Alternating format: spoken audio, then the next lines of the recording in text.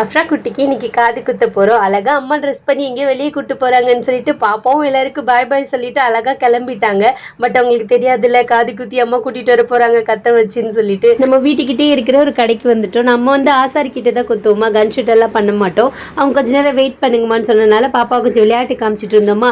அப்புறம் அவங்க காதில் அந்த மார்க் பண்ணிட்டு அப்புறம் தானே குத்துவாங்க, அதனால மார்க் பண்ணிட்டு இருந்தாங்க. அம்மா மடியில் ரொம்ப கத்துனனால என் மடியில் வச்சே பாப்பாக்கு காது குத்தியாச்சு.